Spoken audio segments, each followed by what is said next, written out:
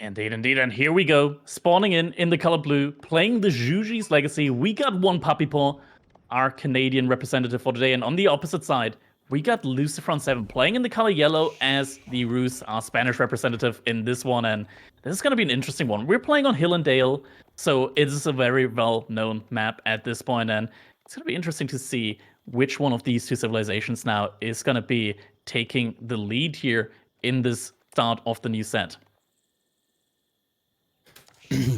Yep. So now we're going to start to see these open and see what the game plan is. And I'm sure these players, they're going to try to scout and see what's going on the other side. Not right now, but obviously get some sheep in play first, because you do need to see what Juji's Legacy is going to go for in that early game, as well as same thing for Rus. You want to see if they're going to go for that 2TC play as well. He's opening up with an early village play. So Puppypaw opening up like you would usually do with the normal Chinese build order here. Goes out to gold now as well. On the opposite side, LucifroN getting a lot of his gold right now in through those scouts. He's going for a triple scout play behind all of that. Puppypaw did manage to deny some of the deer here. Still hasn't killed the deer inside of his base. Is going to get to that next, hopefully. Gathering up a couple of the sheep here as well. Doesn't opt to go for a secondary scout. Yeah, just sticking on one, wants to be the one to just focus in more on his eco. He'll let Rus play their game, and he wants to play his own game and not get too distracted from his own build order. And it's one that I definitely, I understand it, because Chinese, they can be the ones to have control of the game with their macro, with their boom. More bounty getting collected as these wolves are getting taken down. Puppypaw, I'm not sure how many sheep he has right now in his base. I think he probably found like 2 at the beginning, I think I saw, which he immediately sent back to his base, and he brought 3 back as well. So should be sitting on at least 5 sheep right now. And LucifroN, look at that. Very active right now with the scouting. Already has enough for both wheelbarrow and the age up. That always is a really, really nice, feels good. The wheelbarrow's almost through. Age up should be dropping here as we speak. And the Kremlin on its way next to the stone on the front side of his base. Lovely positioning. It should give him a lot of front side vision and give him some nice safety on the stone. I'm not sure about this meditation garden. I think he could drop it a little bit further forward, get the food from the secondary berries in as well. This is definitely still not a bad one. He's probably getting like, what, 3 or 4 of the berry patches from that secondary berry patch. So should be looking at roughly, I would like to say, 30 stone, maybe like 70 food per minute with that meditation garden. And then maybe a little bit of wood as well, if the range is far enough. Yeah, I always laugh. Like, I'm like, oh, bad meditation gardens, like 100 resources. Like, really? That's a bad one? Like, yeah, that landmark is so strong, but having that much food with that landmark is so nice as well for the Chinese, and just going to have that extra eco coming in, won't have to transition onto granaries as hard. If he does go multiple TCs, 70 food per 60 food per minute provides a lot of extra ability for your vills. Indeed. Also means that, oh, okay, this one's going to be interesting. Now, something that I recently learned, I think it was like roughly 1.5 weeks ago. So not too recently, but I did learn kind of recently. I didn't play a lot of Juji since then.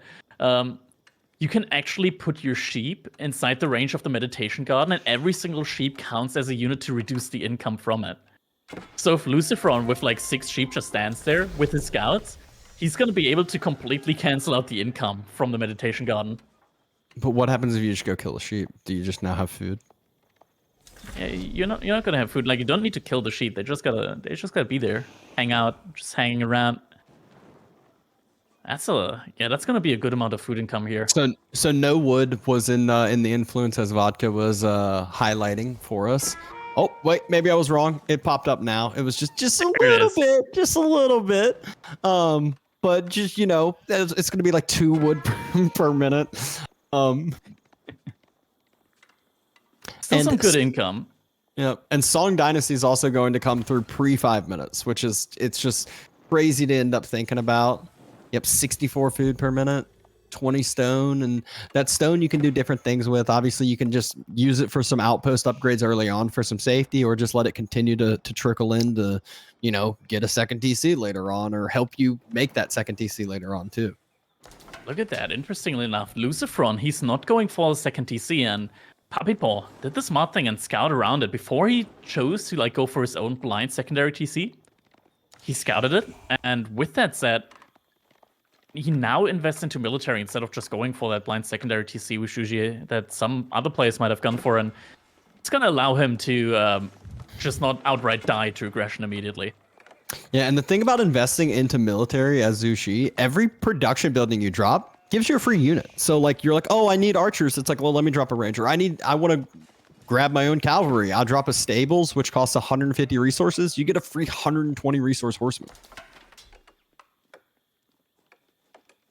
Exactly. There's also archers coming out from LucifroN. Does Puppypaw have an archery range yet? He needs either an archery range or a stable to deal with that, and it is going to be a stable. Now, really cool with the Shuji's Legacy. Whenever you build a unit with the Jiangnan Tower, or rather not a unit, a production building, whether it be a stable, an archery range, or a barracks, you're getting a free unit immediately out of that one.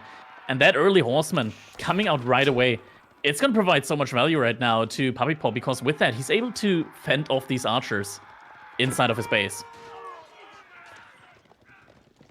Yep, Horseman, though, takes a huge charge from the Knights on the other side. Spearman not able to get a good brace in, so he will need to wait for a few more of those Horsemen to come into play, which they arrive, and he's still defending up this location fine for the time being. Just needs a few more units to try to push this back. Looks like LucifroN is now trying to go for delayed secondary TC. Outpost coming in for Puppypaw. Has to be careful, doesn't want to lose any villagers here. First villager is getting pulled back in time, doesn't go down.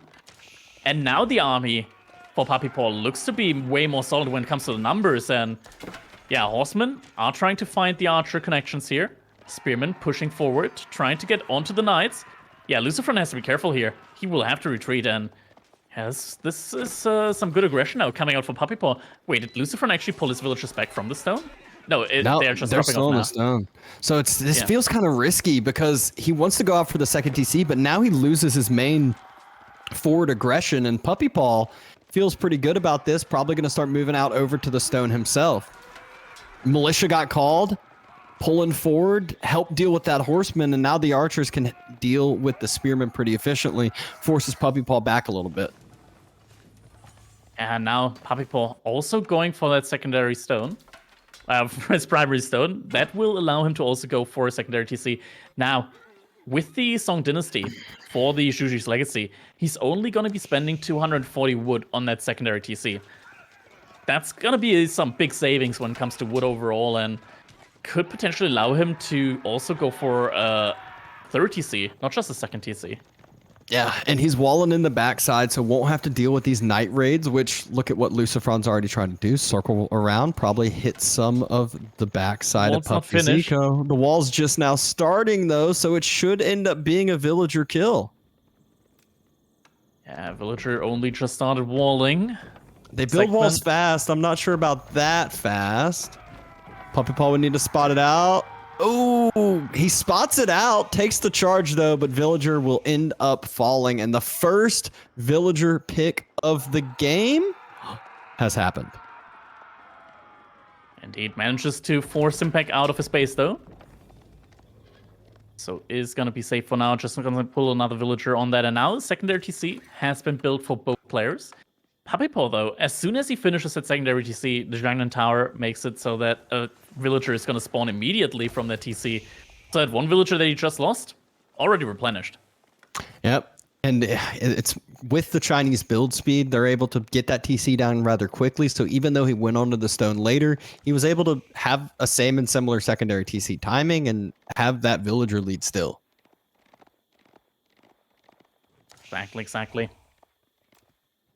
Is it going to be a third TC from Puppypaw? He's still got some stone in, but that's probably just a passive one from the Meditation Garden.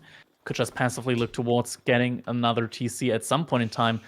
For now, though, get some economy upgrades and could just look to bolster his military production as LucifroN also just continues investing into military. Both players starting to do so. I just feel like Puppypaw has a little bit of a leg up when you continue to invest in the military. It's just going to be a little bit better for him as the game extends with the extra bonuses that, I mean, I guess the one big drawback he doesn't have is the knights on the other side. That's going to be LucifroN's big advantage. The knights, they provide so much army value right now. Army value 1400 to 2200. And you really can't fight with horsemen against these knights. Even the charge takes away like a quarter of the health from one of these horsemen. So you have to be really careful with trying to move on to the archers with that. Looks like LucifroN is trying to lure the boar over there as well. Yeah, get the boar and get some deer. So this is going to be his food eco for an extended period of time going forward. And he gets a little bit extra bounty from this, so you can't complain. Yeah, can we actually check up on the bounty from LucifroN? I think he's probably at like 300 right now. And it's going to be 375, so he's looking very, very healthy right now when it comes to the bounty. Oh, just found another boar, so now it's on 400. Horsemen, they find a villager, not going to be able to pick it off, and they take a devastating charge in return, and one gets taken down, next one in half. Puppypaw massing up a ton of spears, dropping some ranges as well, so making the chook transition. Definitely necessary here as the archer mass continues to build up from LucifroN. You just can't continue with just the horseman and the spear. Now the blacksmith comes in as well. So this is going to be a feudal age push from LucifroN from the looks of it. Yeah, and the food per minute, as Vodka just highlighted with his mouse, is doubled for LucifroN compared to Puppypaw's side. So Puppypaw really needs to just be able to stabilize, play this defensive, and continue to mass units. Although he is massing a little bit less of food-heavy units with his chook and spears now compared to not making horsemen anymore. Horseman from Puppypaw. Go all the way over to the base from LucifroN. Find a villager kill here. One villager does go down. Secondary TC only being able to garrison 7 villagers means that the overall damage is also reduced by roughly 30%. And the granary transition has started. So this is why it's like, yeah, it might be looking bad for a little bit, but Puppypaw was making that granary transition, and now his food eco not only is sky high, it's going to be sky high for a while. Horseman raid gets denied by some militia. Knights and now just circling around. Few of those are still low health, but that is still 10 knights. Scary number to deal with. But the Jugunu count has also been building behind that. Up to 16 Jugunu now, 18 spearmen as well. So Puppypaw definitely has a fearsome army. But the high trade house is now coming in for LucifroN. He's going for Castle Age. I thought this was going to be like some high feudal age aggression, but choose to go for the transition instead. Yep. Just moving the knights on around, making sure Puppypaw is on his back foot, making sure Puppypaw's playing defensively. Wall's about to get broken. He has a ton of spears there. He has some chooks. But LucifroN pulls his knights back. Wall does burn down. It's going to have to be rebuilt. Still going to be some very good food income from Puppypaw. I think, yeah, it's only going to be like 30 seconds, I feel like, after age up comes in from LucifroN, that Puppypaw will also be able to age up. Yeah, and the mass he has, even if LucifroN ages up, Puppypaw just like you said, he just halts production, idles it out for a little bit, but he looks like he's already making that transition to castle too. Definitely looking towards that. Could just cancel the blacksmith upgrade right now and get it in immediately. And now age up comes in for LucifroN, immediately gets the veterancy on both the archers and the cavalry on the knights. So also going to be a monastery. Yeah, monastery gets dropped immediately as well. So rally gathering is going to be coming in quickly. Yeah, ran out of those initial deer, but still has those next set of deer still on that boar. So food income still nice and fine. Whereas Puppypaw still has been playing inside his walls this whole time. Indeed. Granary transition pretty much complete. Oh, he queues up wheelbarrow now. That's going to delay the age up quite a bit. He needs the gold for it. I think he has to cancel that. That's going to delay it by quite a bit now. He's almost able to age up. He's rushing it up with the supervision. The outpost here, though. This is so nice. Getting all the passive stone and just putting it into these very cheap outpost form placements. Means that even if LucifroN has a good mass of units here, armored units as well, it's gonna be very tough for him to try and go for like an all-in push on Puppypaw. Look at those walls coming out. LucifroN wants to shrink the map for Puppy here. And there we go. Castle Age coming in from Puppypaw, 26 villagers. So he's rushing this down fast. Not only that, he can supervise these production buildings. So right when he does hit castle, the upgrades are going to come in a blink of an eye if he wants. Now Age Up has been finished up. Doesn't have the gold yet though for his veterancy upgrades. Oh. Oh, catches the villager that was about to wall. Good pick off here by Puppypaw. And another warrior monk is moving out for the relics. First one's already being brought back in. Second one about to be picked up in just a second. And those are, again, the further relics. Those are the ones that Puppypaw is supposed to have secured for himself. Here we go. Veterancy on the Jugunu coming in. No veterancy yet on the Spearman. The army mass from Puppypaw is looking very solid. If there's a fight coming out soon, just because LucifroN doesn't have the tier 2 armor upgrade right now, I think Puppypaw should be in a good position. Doesn't have the +2 damage upgrade though either. Yeah, the thing is like now it's just it's all going to be about micro in the fights and which units are attacking, which units are in the fight. Archers just need to be clearing out those spearmen the whole time. If they have any, just random horsemen that they start attacking, it could be the difference in the fights. And another villager gets spotted out by the horsemen. Yeah, Puppypaw definitely doesn't want these walls to go up. And the second denial here, that's a big deal here for him. And look at that. LucifroN cancels the walls. He's given up on that now. For now. Another villager still going on the eastern side, which... a lot of gold outside your little square that you have on Hill and Dale, and you really do need to move out to secure a lot of those golds. Exactly. Spearman upgrade also coming in now, and looks like some siege is also in play. Nest of Bees is coming out. Granny transition is in full swing as well. And now Puppypaw is going to start pushing out here with a massive military force. LucifroN is going to have to respect that.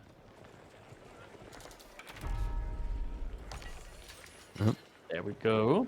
Starts pushing out now. LucifroN's army value is high, but these knights get counted out by both the crossbowmen and the spearmen in this army composition. The spearmen. New unit. But coming in with the next DLC.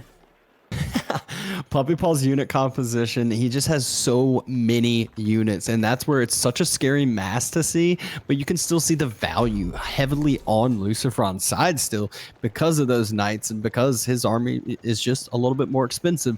But one Nest to be shot into the ranged mass couldn't make this really easy. And just look at Puppypaw. It's such a big army that Nest to be, it's never going to be able to get dove upon. LucifroN has to make Springles. Definitely has to. He's got 5 relics. 5 relics, one of the sacred sides. So overall, eco-wise, he's in a very good position. And I feel like Puppypaw, he's got this window of opportunity right now to push out onto the map. He's got enough stone for a keep, and I think that's going to be his plan. Get a foothold on the middle of the map, get a keep up on one of the larger gold mines, and then you're going to be out on the map. And that is exactly his plan. There we go. Puppypaw now starts to push out. Springles only just start to be produced by LucifroN. They're in the queue right now. But the villagers move out, and that keep is going to go up. Yeah, no way this is going to be able to be denied. If LucifroN tries to take this fight, Puppypaw will be happy to do so. Go, first couple sprinkles are now coming out. I feel like Puppypaw, once he's getting that gold access, he's not too far off from Imperial Age. And we've seen previously what the Imperial God can do once you reach Imperial Age. One knight trying to dive into Puppy's base onto the backside into some eco. I'm sure he can just rally a few units that way, even though he's max pop. He does put 4 spears back into queue. Springled, oversteps, gets taken down. That's some value lost right there. Some good destruction value going over to Puppypaw. Also able to stop that sacred site from being capped. No win condition coming in here anytime soon. And now Juji's Library. That's what we talked about. It's coming in right now for Puppypaw. Yeah, just like that, he's going to be going up to Imp. He also secured that massive gold vein in the center. So if you were worried about Puppypaw trying to get his Imp age upgrades, anything of the sort, well, he's got that pretty easy. There we go. Age up, just about to complete. LucifroN, in the meantime, he's not even thinking about Imperial Age. He just doubled down with trebuchets, and look at that. Age up comes in, stables getting dropped immediately. Imperial Guard just around the corner, and the Imperial Guard, once you get those in, you don't have to upgrade them to elite. They start off as elite units. Yep, exactly. But Knights are burning down the backside wall, headed right for Puppypaw's eco. Hasn't quite pulled back the villagers yet. He's sending spears that way. He didn't pull back his villagers. He sees this. What is he doing? Villagers! That's a lot of dead ones! Look at that, in the blink of an eye. Oh, it's because LucifroN attacks the front at the same time. But so many villagers just went down. Loses 17 villagers in the blink of an eye. And now suddenly LucifroN's headed towards the granaries. Eco. He's headed towards the granaries. This is still 10 Knights. Look at Puppypaw, he has to be so careful here. Does take a great fight on the front side. But actually, the spearmen go down here. Large numbers of them at least. Does have the doubleness of B. One is going down, the other one's already half health. Oh, and look at how so many villagers. Villagers are on his eco. He just didn't respect the Knights. You can't just... When there's 10, 15 Knights, you can't just send 10, 15 spearmen. You have to send a huge mass, because spearmen, they're too slow. They're just going to get outrun. They're just going to get chased on away. Oh, LucifroN, he's gotten so much value out of this Knight, and Puppypaw, he's not going for the Imperial Guards. He's researching 1,000 bolts. I guess he's just going to stick on to the Chook play. But you're going to need a lot more than just 34 and 18 crossbows. It's just one of those that I guess he's playing into that range and siege composition. But LucifroN already has the siege mass now. Another couple of Knights diving into the economy. Puppypaw, he lost his keep. Right, no, it's still alive. The keep is still alive, but it is going to get taken down soon here. Dynastic Protectors is coming in now. That's going to be very expensive on the gold for Puppypaw to be able to get those Imperial Guards out. But once again, dive is coming in. More villagers getting taken down. And Puppypaw, he's not pulling them back. Just didn't respect the Knight play again, and now his army's split, and this is a very immobile army. Yeah, he might clean up this Knight raid, but LucifroN, he's been able to reclaim this central point. Puppypaw's fully denied off of gold. He's got a 2k in the bank. LucifroN dropping a keep on the production, though. Yeah, and the Knights, they've done so much damage. 37 villager kills. Absolutely insane value that he's gotten here so far, and yeah, that keep going up. That's gonna be pretty tough for Puppypaw to take care of. He definitely needs some of these Dynastic Protectors coming out soon. LucifroN repositions the keep a little bit further back, looking at the army from Puppypaw. 1,000 bullets has come in, so all of these units now, they're doing a good bit of damage here. LucifroN, though, still just holding his ground, dropping the high armory, and he's going to go up with some Imperial Age upgrades before he's finishing this. Just slow keep crawl now. He's already got the siege superiority out. He's already got the siege out, and Puppypaw has a very immobile, slow army. First couple of Imperial Guards have just been queued up, but the productions in the front side and trebuchets are taking these stables down really quickly. There's not going to be a lot of these Imperial Guards coming out. Puppypaw, he's rebuilding some stables in the back of space, but that is expensive. All of these production buildings. Yeah, we saw him drop 5 of those stables, and I don't think he really used any of those stables for the most part. And first couple units might be able to pop out right as those stables will fall. Here we go. Age up has come in for LucifroN. Immediately researches Tithe Bonds with the 5 relics that he has. That's going to give him a lot of additional income. And another stable goes down. Puppypaw, he's not able to just push out right now with the keep there. He's getting the bombard cannon, but there's 4 sprinkles out for LucifroN right now. Yeah, he still doesn't really have any gold. You can see he's at 120 gold per minute, probably from tax drop-offs from the Imperial officials. He's onto the stone in the bottom. I'm sure he's going to try to drop a keep on that west side gold and do the same thing he did in the center. But forcing the hand now, moving up in the center, thinks he can take this fight under the keep. It's a lot of archers from LucifroN. He has the front line. He has a good, and the extra bolts coming in, and LucifroN, he's having to fall back here. Can't take this fight. There's nothing to clear up this massive range grouping and the front line of Puppypaw. And the economy from LucifroN is in the front here.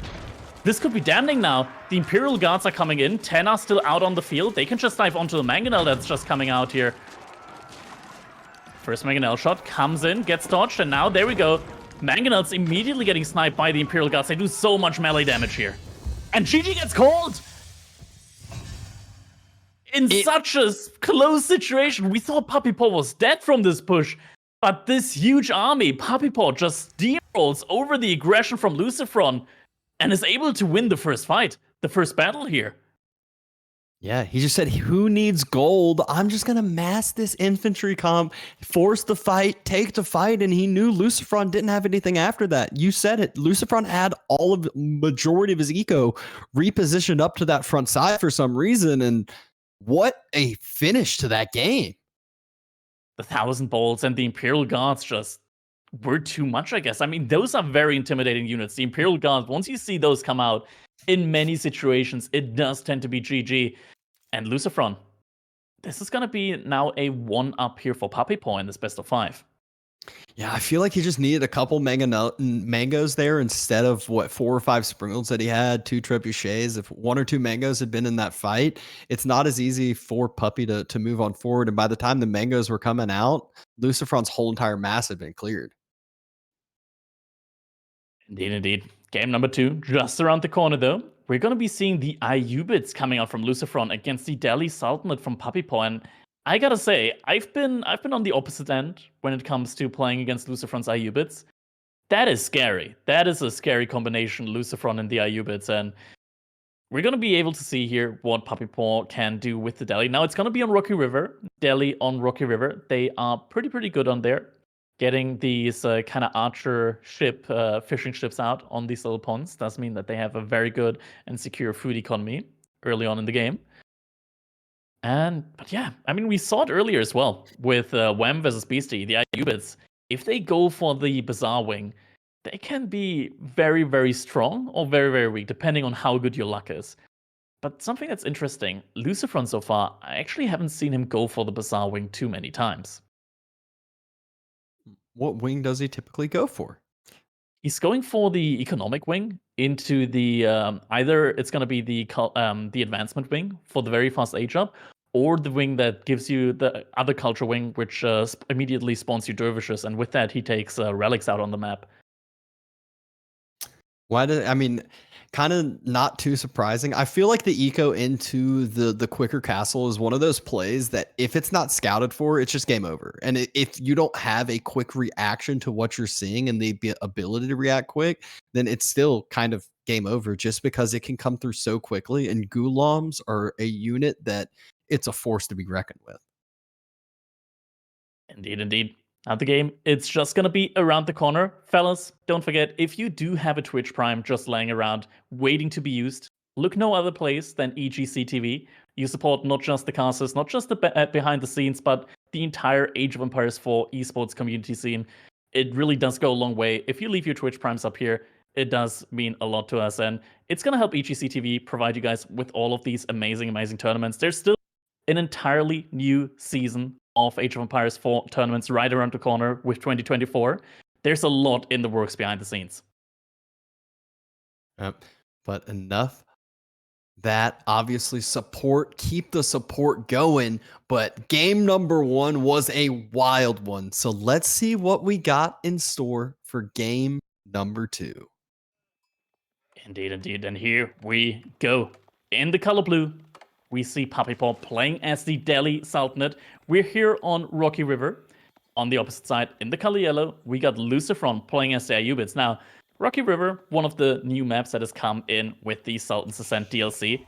It's a very cool map because it's essentially a mixture of 2 very established tournament scene maps that we've got right now. It's a mixture of Dry River and Rocky Canyon. So we got the canyons from from Rocky Canyon as well as the berry bushes, and it's mixed together with the ponds that we get from Dry River, forming this very, very kind of like food-heavy center of the map that players do want to play around.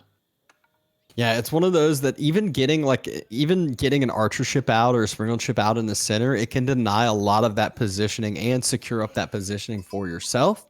Ayyubids, they're always a very interesting civ. Like we've talked about their diversity and all these different plays that you can do. If this were a water map with shared water with deep sea fish, I would actually be talking more about the culture wing to start off with its very, very cheap early age up timing that you can really just deny your opponent's water. That being said, when you don't have the shared water as much, you probably won't be seeing that one here. Both players going onto those ponds, and Puppypaw, he has the options as the deli, to drop a dock immediately on the pond of your opponent. Because his fishing ships actually have the ability to shoot, once you get up to like 3 or 4 fishing ships, it starts to get worth to just every now and then get a volley up on the fishing ship from your opponent, and slowly but surely you'll be able to kill those fishing ships and just overall take control over those ponds. Wasn't there a time when they used to gather and shoot at the same time? Yeah, that happened at one point as well.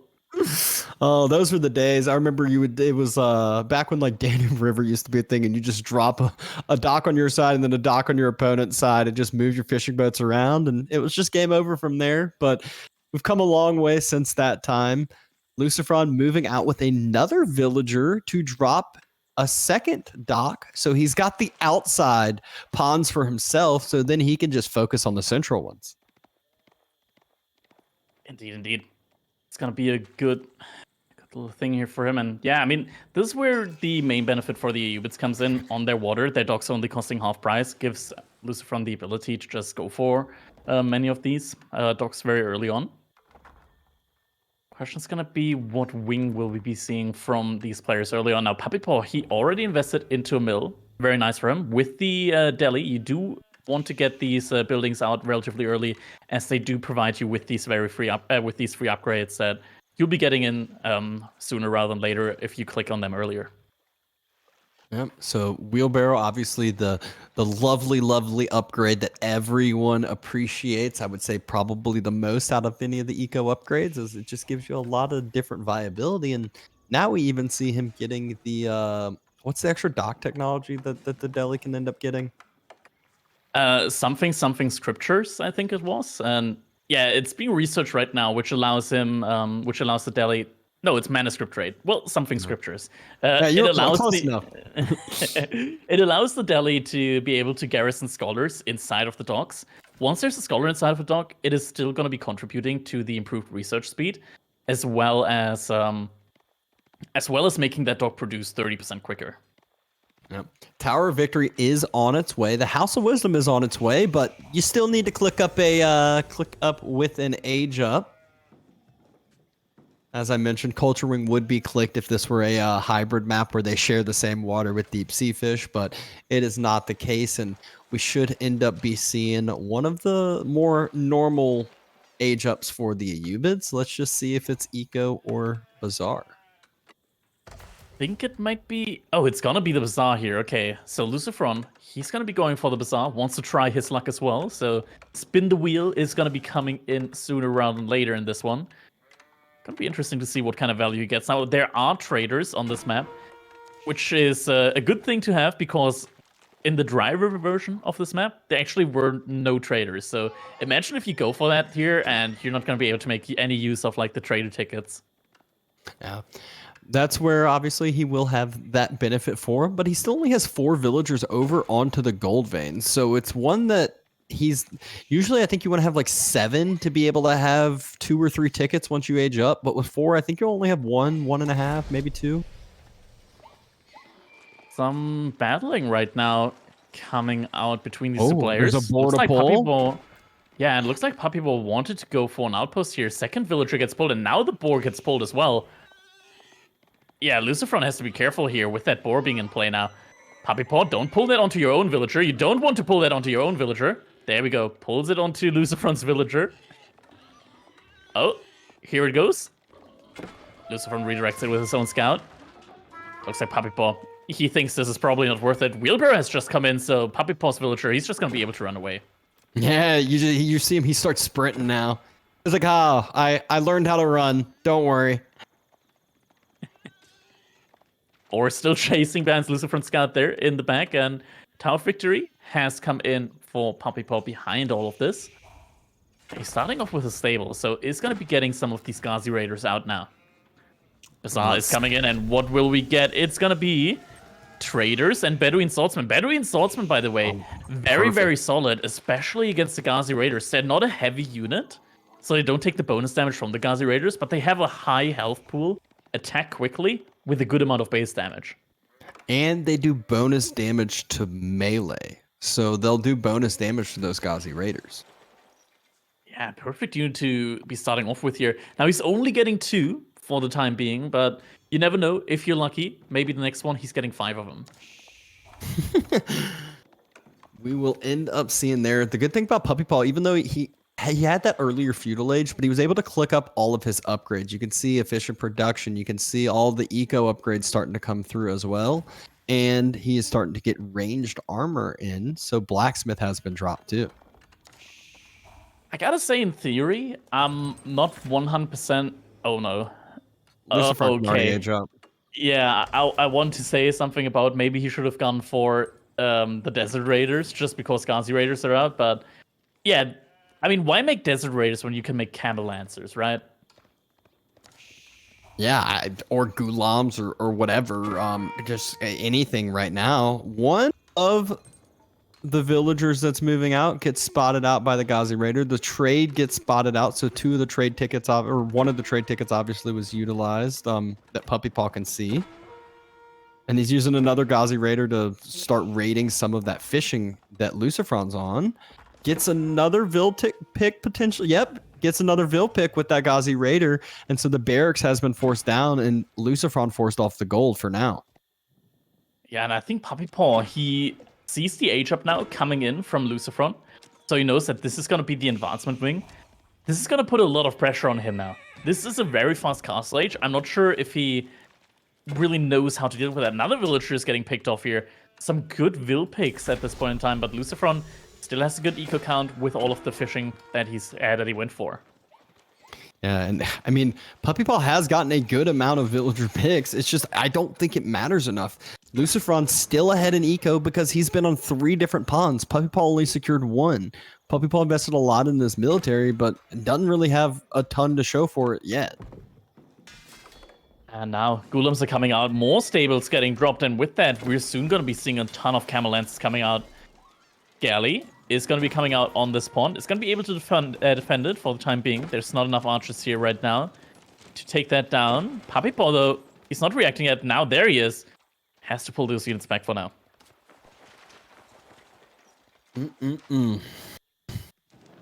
So now, Puppypaw getting distracted by all of these docks. Still hasn't been able to continue that pressure onto the eco. He's got a fair bit of units, but 4 Gulams, they can start defending us up well. Ghazi Raiders do that extra damage to them. So some spears will need to be mixed in. And LucifroN buys a few skirmishers. 4 skirmishers, perfect unit to defend up from some archers.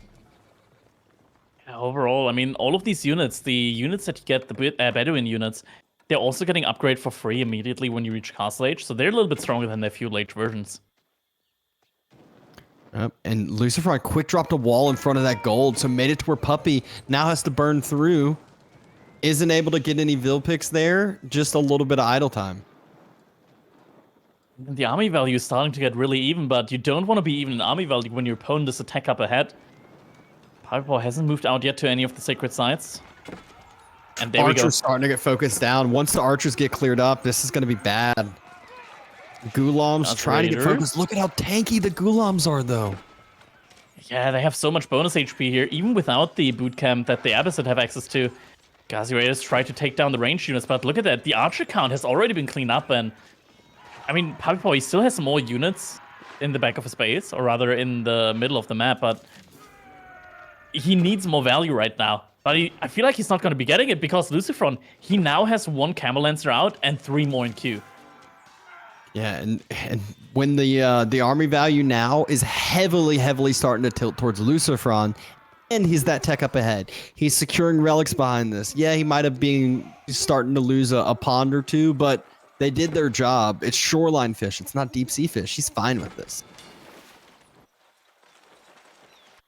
Yeah, I'm not sure about this one now for Puppypaw. I feel like this fast castle age from the Ayyubids just perfectly deals with anything that the Delhi can really throw at you. And now the Golden Age Tier 2 comes in as well. That means any upgrades that he's now trying to get, whether it be blacksmith upgrades or any other upgrades, are going to be 50% faster.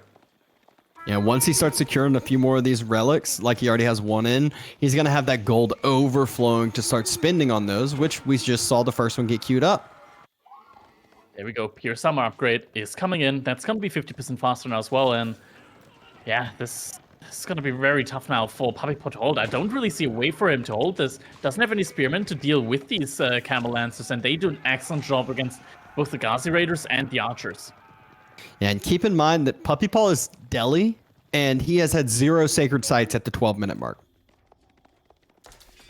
They're just not able to really comfortably go for them. Now some spearmen are going to be coming in, but there's no way that I see right now for Puppypaw to be able to get up to Castle Age here anytime soon. Gets another couple of villager picks here. Even goes for the wall with the archers here to deny the wall off from LucifroN. And I mean, he's killed 8 villagers. And LucifroN, he's still pretty much even on the economy with all of the extra docks that he went for. Yeah, but good luck trying to send 17 archers and 13 Ghazi Raiders against Ghulams, Camel Lancers, and anything else out there. And the Camel Lancers now wrapping around the wood line are going to be finding a good couple of villager kills here, potentially from Puppypaw. Villagers to go down, reacts immediately, pulls them back, sends his own military now into them. Only loses 1 villager. And you could just see how tanky those Camel Lancers are because he's Castle Age. He still hasn't even gotten a lot of the blacksmith techs involved either. Look at that. LucifroN, they were pretty much even just a second ago when it comes to the eco count. The refresh comes in on the Bazaar landmark, and suddenly he's 7 ahead again.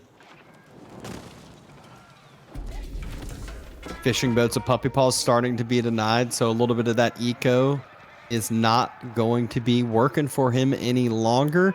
Camel Lancer's trying to regroup with the rest of the army of LucifroNs to be able to take a good fight rather than bad ones. Oh, he's starting to expand outwards on the map. He's on the deer right now. This also exposes him. There's only enough room for 5 villagers inside that outpost.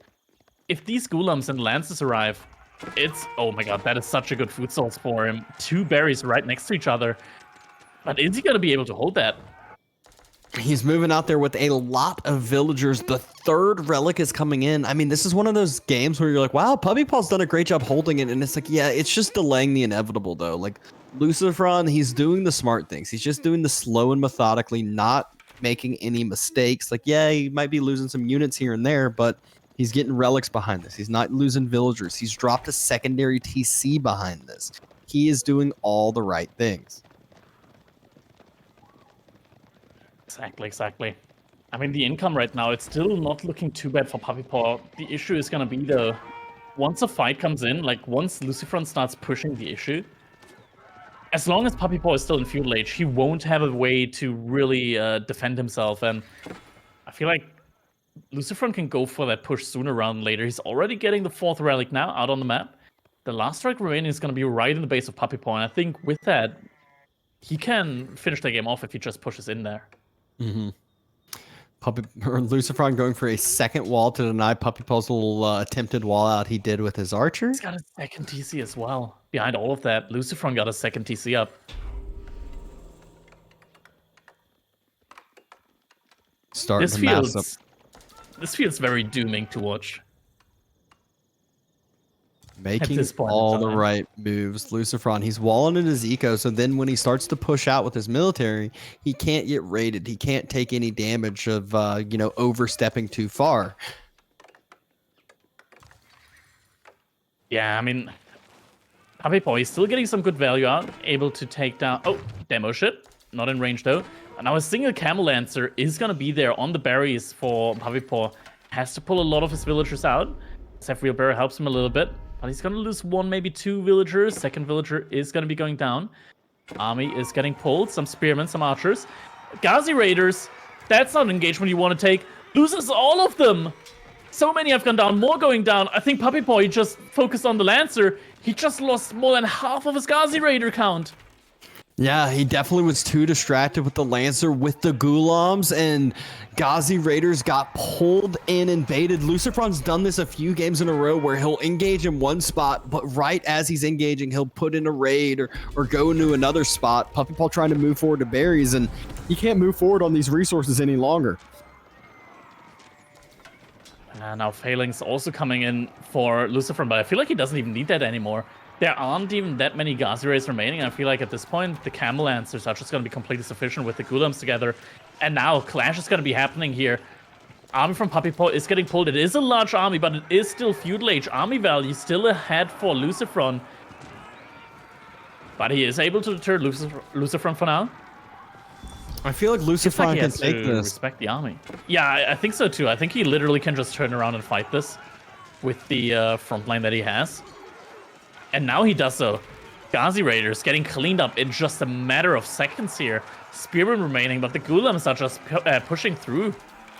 The archers, they're trying to do their best right now on the backline, but it feels like they're just tickling the army. And Puppypaw, he's lost the army count advantage. And now, with the army value also being in the lead for LucifroN, there's just nothing that he can do to stop the swarm of units that's going to be moving across the map now.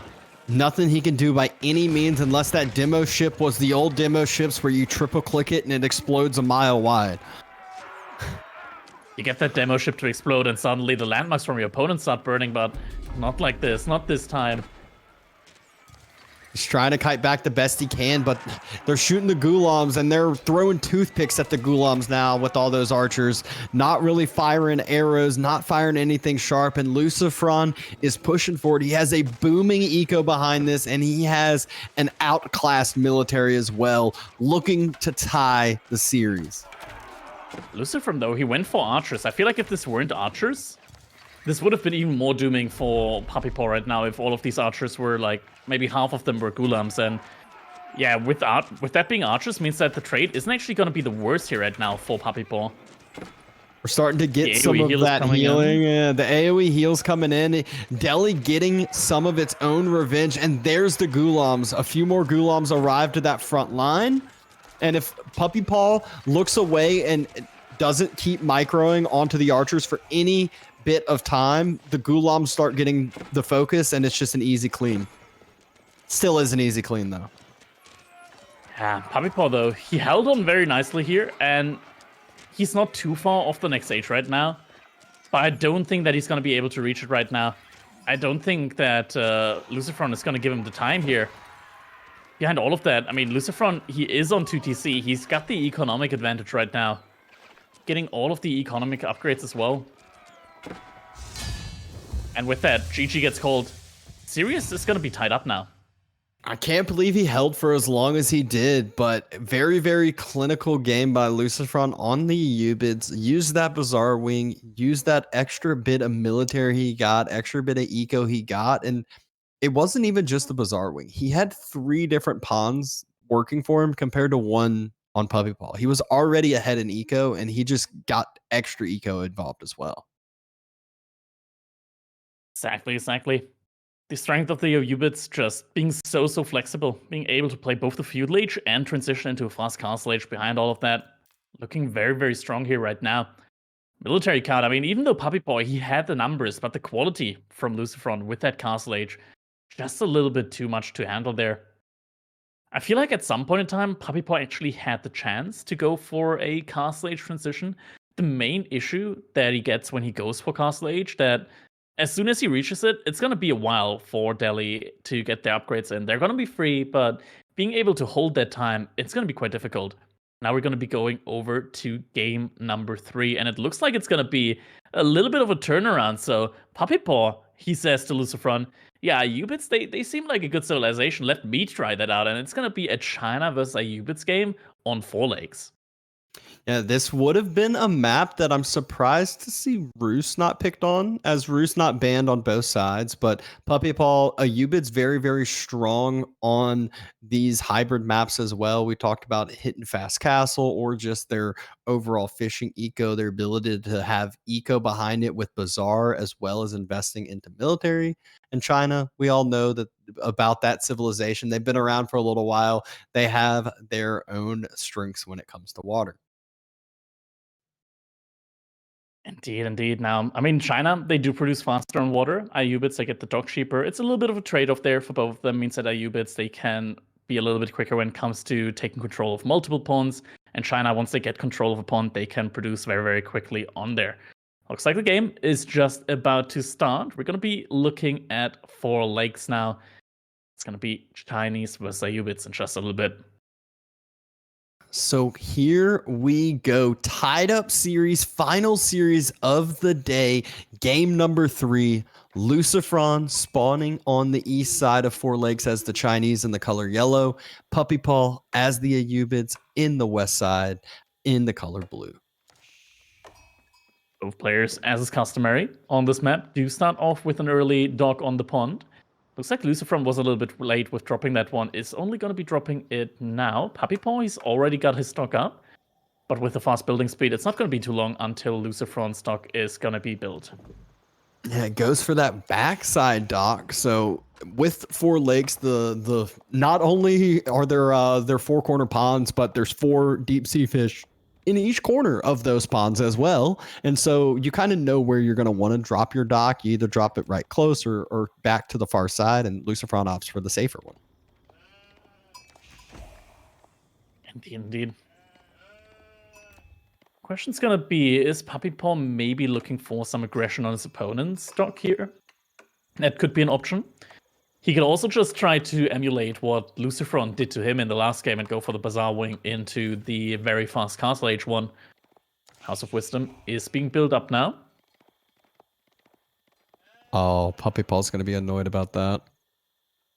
Yeah, the scouting. It's not going to get too many sheep here. Well, one villager moved out to a different straggler tree for some reason, so you'll notice he has 65 wood in the bank. Oh yeah, I see that. That's very annoying when that happens. Like he just realized that. Yeah, you can have up to 8 on a straggler tree, but sometimes they think, there's already 5 of you guys here. I'm gonna go to the next one. Yeah, and it's one of these that, like, it might not seem like much, but in these very, very early build orders, you don't want any delay on your dock. You don't want any idle time, or else, you just get a little bit of an ego deficit.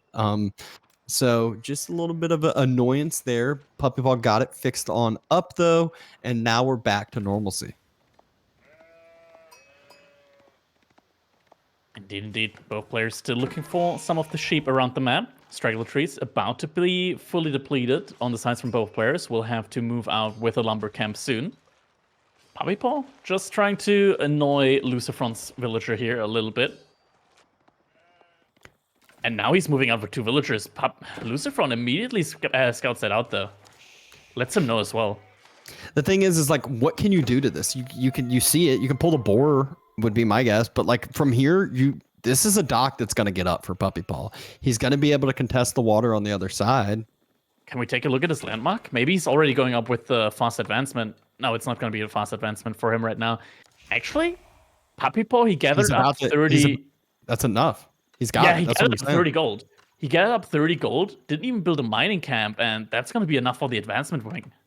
Yeah, and this is what I was talking about. This is where I talked about it more on these hybrid maps with the shared water, thinking of like Mediterranean, things of that sort. LucifroN pulls 2 villagers. One of the vills is half health, but Puppypaw, he pulls his scout on over. He should be able to get this dock up. And this landmark timing, it's going to finish, and he's immediately going to start denying the other water. Still has the villager out there. This stock is going to go up. Or is it? Oh my This could be god. rough. Oh, he pulls back. He abandons it. I Is think he he sending had more to just villagers? commit. He had to commit. This play's worthless if he doesn't get the dock up now. He's not deleting it. He might still go for it. He's sending another villager out. Oh, this feels so bad though. It does. It definitely does. He's causing idle time on 2 of the villagers as well. Actually, is he just gonna go for his own pond? Oh, this feels really bad now. And at the same time, LucifroN's got a dock up on his side. Oh no, the timing is lost. This is crazy. I mean, it felt like it was a done deal, but this is what good scouting does. LucifroN, he attacked that villager all the way over. So by the time that villager got there, the first one, it was already half health. And the second one, he pulled his villagers and was able to deny it on up. And now, I mean, there's no way for Puppypaw to once again go for the fast castle age strategy here. Look at that, LucifroN. He's even going for fishing ship before an attack ship since he's still in the Dark Age, but he's gonna be up in feudal age very, very soon now. Yeah, he is Chinese. He can fast build that on up. Imperial Academy is on its way. Doesn't even feel the need to drop the Barbican. Wants to be dropping that Imperial Academy. Get some IOs out on the field. Get him some extra economy boost that he doesn't have to idle his TC for. And it's just looking pretty rough now. I mean, Puppypaw, he's got a lot of food in the bank. Nothing else really going for him, but he doesn't even see that there's a dock on his side. That's going to be the most damning thing here in a little bit once that Age-Up comes in. He sees it now. He sees it now. There's a secondary dock coming out for LucifroN. That actually gives it away.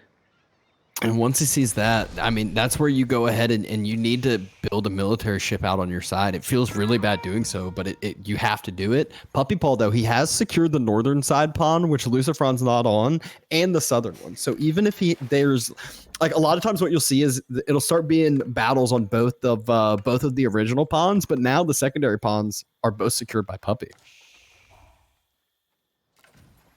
Puppypaw now start moving out to gold again.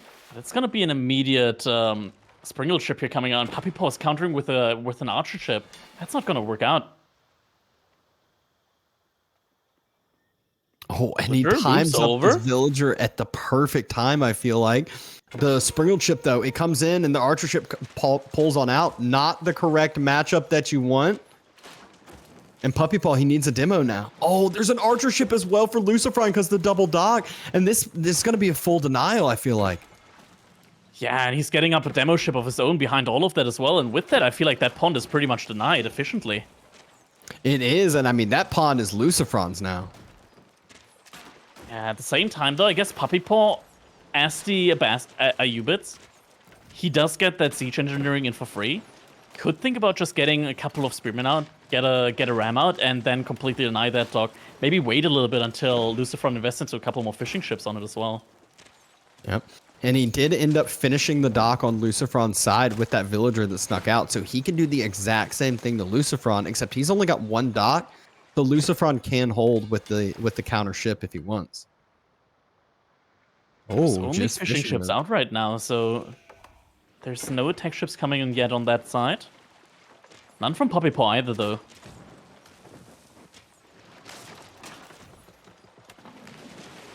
Puppypaw getting double broadaxe. It looks... I mean, Puppypaw almost has Castle Age resource. He's halfway to Castle at this point, but he just doesn't have the wood that he needs in the bank. He's a little bit heavier onto the food and the gold. Yeah, looks like he just wants to go for a fast castle. That dock, it was only 75 wood for Puppypaw, but it did force LucifroN to invest into a Springle ship now, and that's a lot more resource than just the 75 wood. This is already kind of worth it. The dock actually paid off here. Ah, he did invest into it now, though. You can't dodge those shots. If only you could. He's trying his best to. Wants to get an explosive Dow out, but that Springle ship, archer ship is going to go down and has to okay, he did cancel the demo ship. That's nice.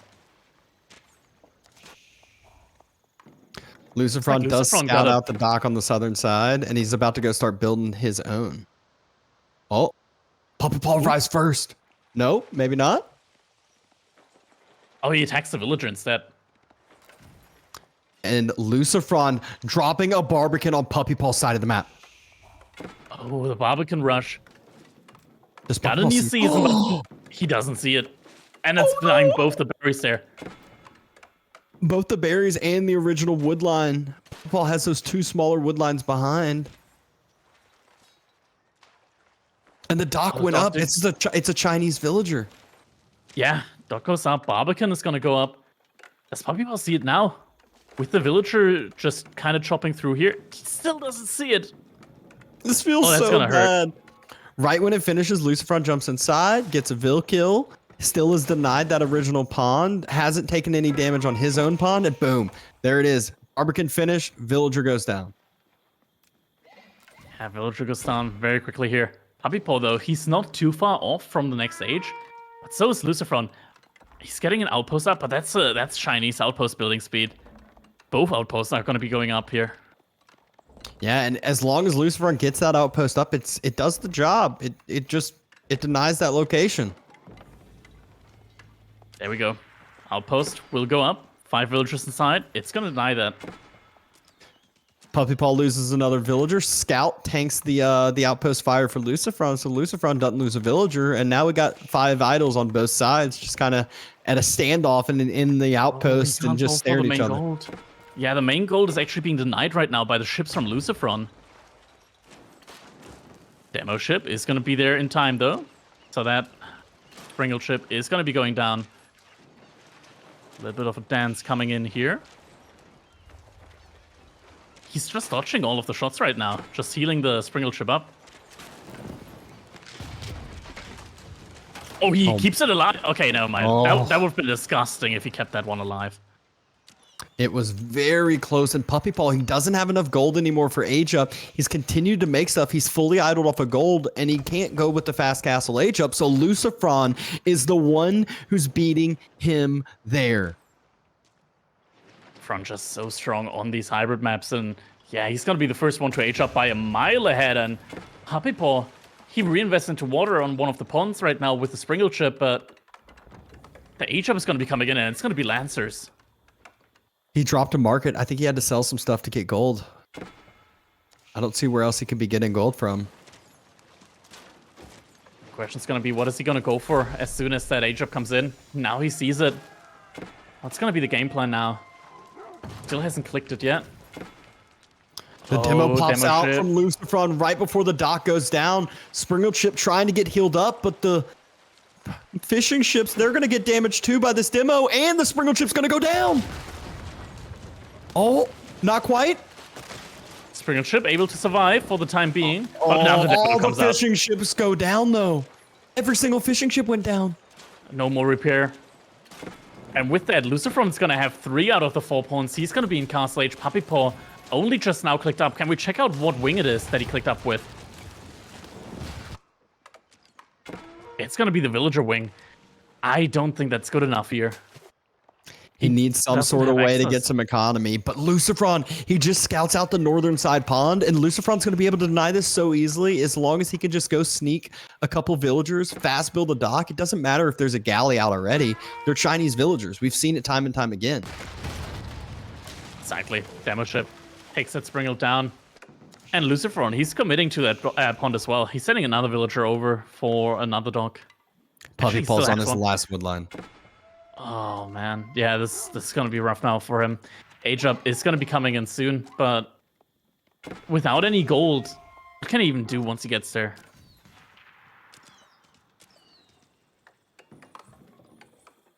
Villagers have been on this standoff over on in the outpost for a while. Just 5 villagers idled on either side.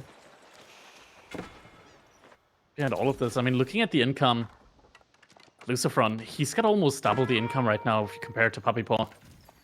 Yeah, this is called 4 lakes for a reason. It's the one who controls the lakes, and right now LucifroN's got 3 of the 4, and that is the reason why he is winning this game. He has shown time and time again with that micro. He pulls the scout and the lancer over. He just wants to burn down the outpost. He knows if he wins this outpost now, this is full denial of gold, and it's 5 free villagers. Puppypaw now reaches the next stage, notices, wait, my outpost is being burnt, maybe pulls the villagers out to repair. No, outpost is going to go down. Villagers are exposed. More Lancers coming in. These are still Feudal Age Spearmen right now. They're not going to be able to take a fight. Lots of villagers just spawned with the age up for Puppypaw with the economic wing. Let's get some more eco in. And there it is, as you mentioned it earlier. The quick dock with just a single villager. I expected a couple more just because I knew there was an archer ship out, but Puppypaw, too much stuff is going on, isn't able to deal with that. And the dock going up, that's all LucifroN needs to secure that north side. Puppypaw losing out on all the water in just a little bit. Puppypaw is messing up Spearman. But there's already a Palace Guard transition coming in now for LucifroN. 5 immediately in queue, has enough resource for 5 more. Yep. The Ram has finished for Puppypaw, but he's on Spear Archer, and Spear Archer just loses to Palace Guards.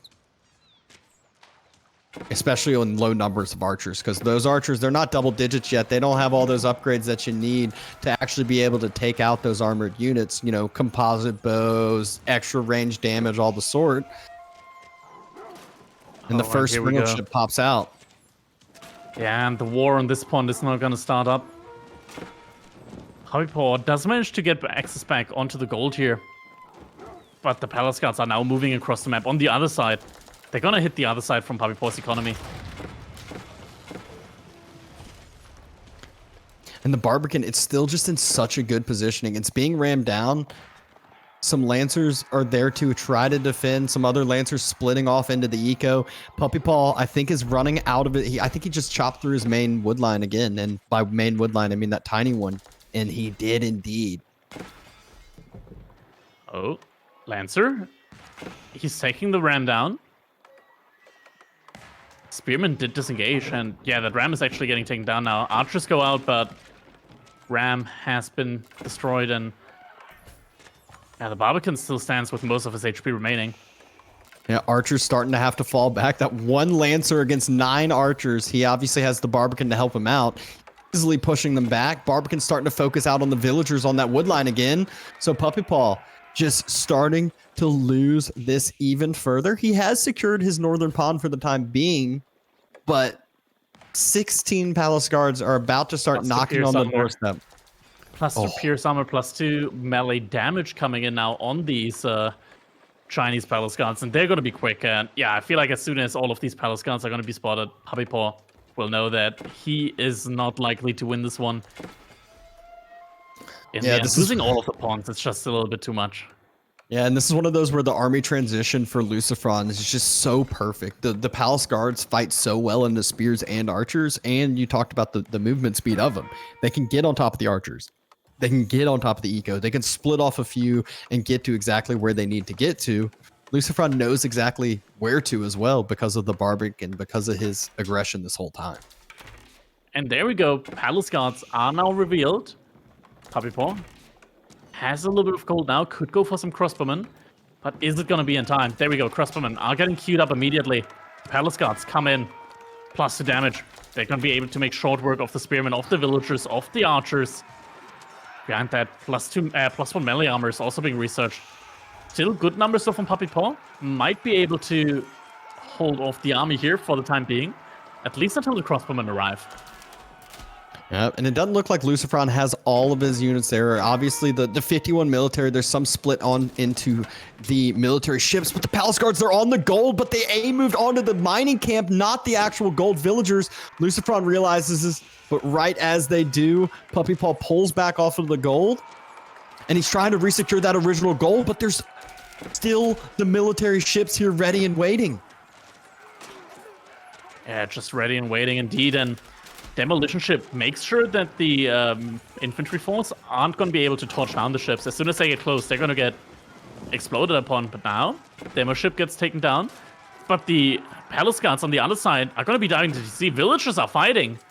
That is not what you want to see. 28 villagers or fishing ships have been killed here so far. And that number is climbing, and GG gets called. In a hybrid map, LucifroN just looking so strong here, taking control of most of the pawns and able to defeat the Ayyubids in this one. Yeah, he was all over the place. And I really feel like if Puppypaw got that original dock down with the 2 villagers, this game would have been a whole different story. Instead, though, LucifroN, he scouts it out, and vision is king. Indeed, indeed. Pulling those 2 villagers, making sure Puppypaw isn't getting that dock up. We talked about it. We think that maybe if he committed to it, he might have gotten it up. But it's such a hard decision to make, because if you don't, then you're also going to be losing those 2 villagers. Puppypaw at least managed to save one of those, but it is a very tough call to make, and I can understand that Puppypaw didn't want to risk it there. Yep, but really clinical game by LucifroN, controlling all the pawns on all different spots of the map and giving himself the chance to solidify this series in this next game. Indeed, indeed. That's going to mean that now we're going to be on a potential match point now for LucifroN. So let's see what the draft has in store for us. It's going to be Joan coming up for LucifroN against the Ottomans from Puppypaw. It's going to be on Hidden Valley, and I got to say, this matchup doesn't look bad for the Ottomans. I was thinking the exact same. It's one that, like, usually you think of Ottomans, you're like, oh, they like to fight in feudal a little bit. It's like, yeah, but they don't have to. They also like to have their little fast castle play, put in a little bit of annoyance early on with a spear, then pull it on back, make sure you don't give Jean any unneeded XP. Just go up to Castle Age yourself and force LucifroN out on the map. So that's one that I feel like Ottomans could fight into this really well. Or if you're forced to play feudal, you still have one of the strongest feudal age civilizations too. Exactly, exactly. Yeah, there are many ways that you can play this in theory. I think actually one of the stronger ways, I believe, to play Jean is to go for like a multi-TC kind of build.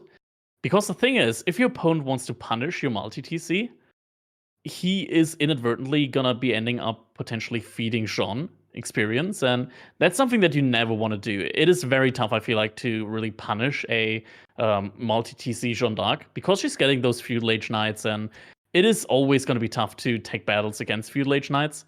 You get spears out, but spears, even in the castle age, are still getting countered out by those archers, and yeah, it can be very tough. But LucifroN, though, I don't think he's going to be the kind of player to immediately go for a secondary TC with Jean d'Arc. I think he's going to be playing it more aggressively to begin with. Maybe later on he goes for additional TCs. I don't think the boom game is going to be immediately his game plan. No, if I know LucifroN, he likes the micro, he likes the aggressions. It's a ton of knights. It's going to be utilizing those knights. Even if it's spears, which we expect from Puppypaw, it's still going to be knights because the mobility, because the way that these pros can use that micro can just push and pull their opponent all throughout the map.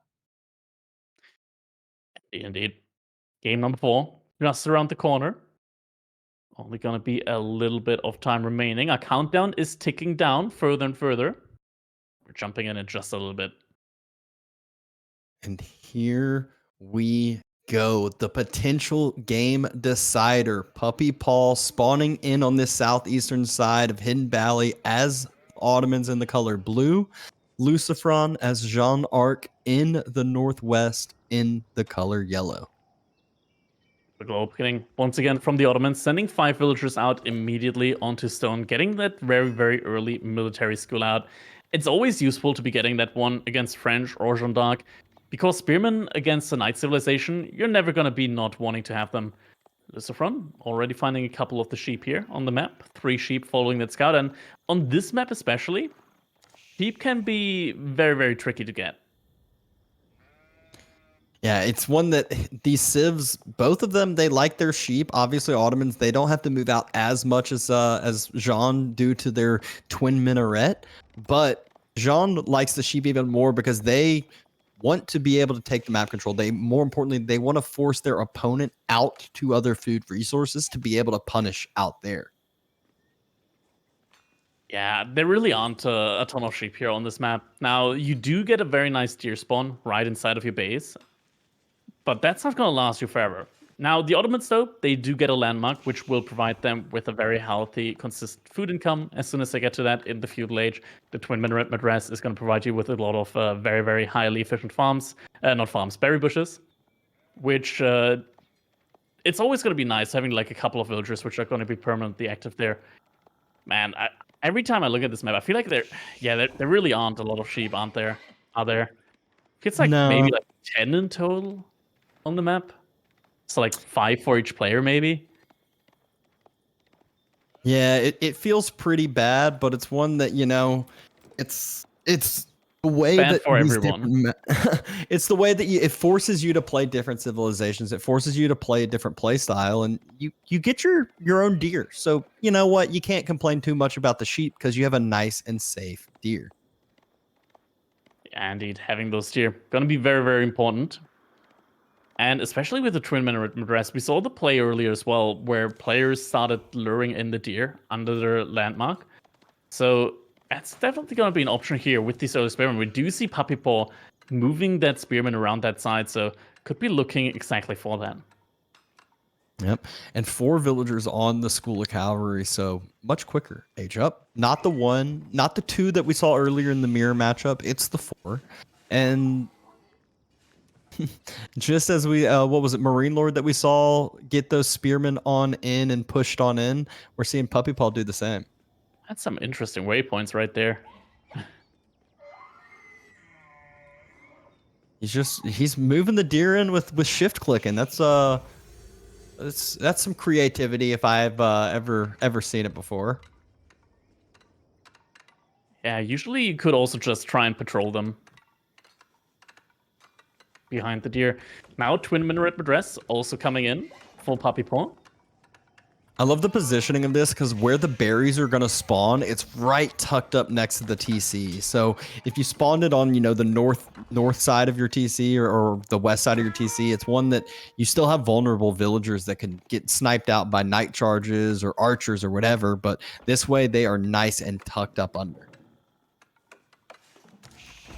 Exactly. Deer now start to be killed off there. And age up, gonna be a very quick one. 3 minutes 45, and the first knight is gonna be right up in the queue there. Joan, though, with so many villagers hammering away at that landmark, it means she's still gonna be quite a ways off when it comes to her next level up. Has to be gathering up a couple more resources for that now. Yeah, I don't think she even built the house either. So it's just one that LucifroN. He is known for his aggression. He's known for this early night build anyways. He does it on the French, and so he does it on Joan because this early night causes such a reaction. Puppypaw still isn't aged up. He still doesn't have the spear upgrade. He's going to need to drop a barracks if he wants the spear upgrade, and so makes it one where it forces Puppypaw's hand.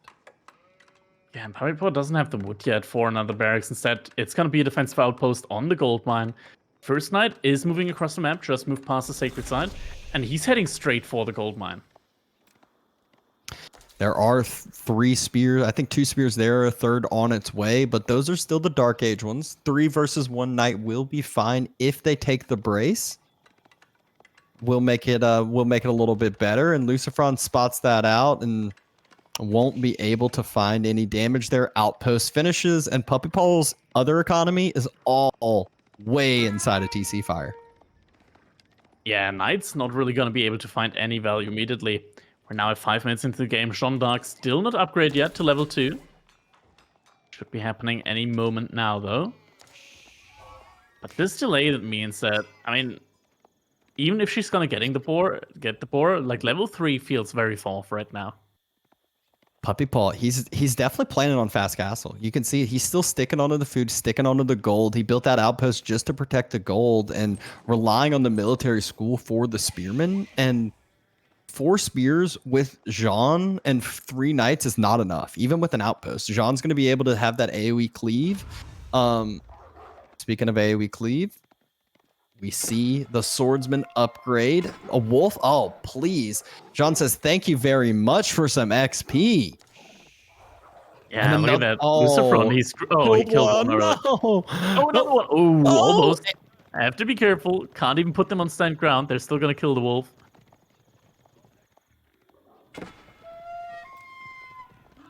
He's still got 5 spears on out. Yeah, just very, very important here when LucifroN comes in with Jean and these knights. You may not focus Jean down with the spearmen. Jean at Woman at Arms, she has a ton of melee armor.